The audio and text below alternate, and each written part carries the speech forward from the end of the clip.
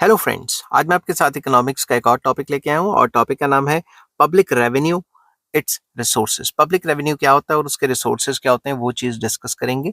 Discuss करने से पहले बता दूं कि चैप्टर का नाम है फिस्कल पॉलिसी और इस चैप्टर के सारे लिंक्स आपको इस वीडियो की डिस्क्रिप्शन में मिल जाएंगे। चलिए शुरू करते हैं। ये क्या होता है?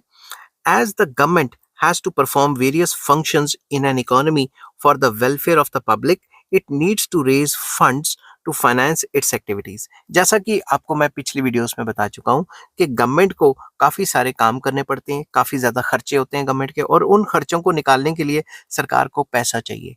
और वो पैसा कहाँ से आएगा, किस किस तरीके से आएगा, वो हम पब्लिक रेवेन्यू के अंडर डिस्कस करते हैं। तो सरकार कहाँ से रेज करेगी ये पैसा? The need for raising public revenue arises from the necessity of incurring public expenditure. सरकार खर्चा करती है ना, खर्चा करती है तभी तो सरकार को आमदनी भी चाहिए। अगर सरकार खर्चा करेगी, पैसा ही नहीं होगा सरकार के पास, तो कहां से खर्चा करेगी? Income of the government from all it's sources is called public revenue. जो भी सरकार को पैसा आता है वेरियस सोर्सेज से, उसे पब्लिक रेवेन्यू कहा जाता है। तो पब्लिक रेवेन्यू क्या है? सरकार की आमदनी फ्रॉम वेरियस सोर्सेज। ठीक है। It includes income from taxes and receipts from non-tax revenue such as interest receipts, dividends, and profits of the public sector enterprises, revenue from the services provided by the government etcetera. तो सरकार के पास तकरीबन कहाँ कहाँ से पैसा आता है? एक तो टैक्स से आता है, सबसे इंपॉर्टेंट। नॉन टैक्स से भी आता है। नॉन टैक्स रेवेन्यू क्या होता है वो मैं आगे डिटेल में वीडियो बनाई हुई है, उसमें आपके साथ डिस्कस करूंगा। ठीक है। तो नॉन टैक्स रेवेन्यू से भी आता है और इंटरेस्ट भी आता है अगर सरकार ने लोन्स वगैरह दिए हुए हैं। सरकार की जो कंपनियां डिविडेंड्स वगैरह देती हैं सरकार को, ठीक है, या फिर सरकार जो प्रॉफिट्स वगैरह कमाती है पब्लिक सेक्टर एंटरप्राइज से, वो सारा का सारा जो ये सोर्स ऑफ आमदनी है सरकार की। ठीक है। These are the revenue sources of income, that is they are the sources of government income which are not subject to repayment by the government. तो ये सारे के सारे जो सोर्सेज थे ये सरकार को वापस नहीं करने।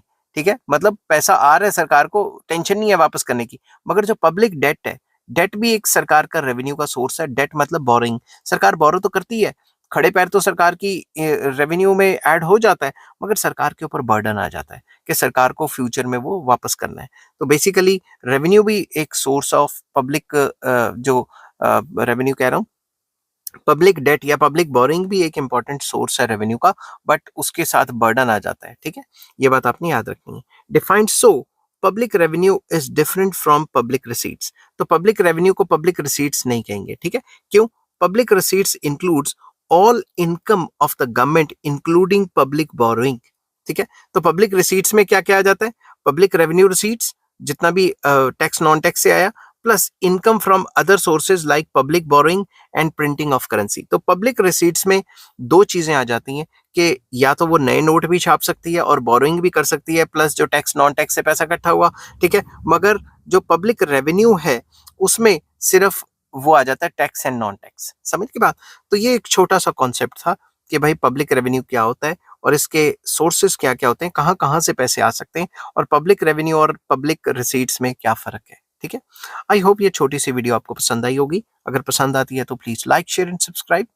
इस चैप्टर के सारे लिंक्स आपको इस वीडियो की डिस्क्रिप्शन में मिल जाएंगे। और नेक्स्ट टॉपिक मैं डिस्कस करूंगा टैक्स, उसका मीनिंग क्या है और इसके फीचर्स या कैरेक्टरिस्टिक्स क्या है। Till then take care, bye bye.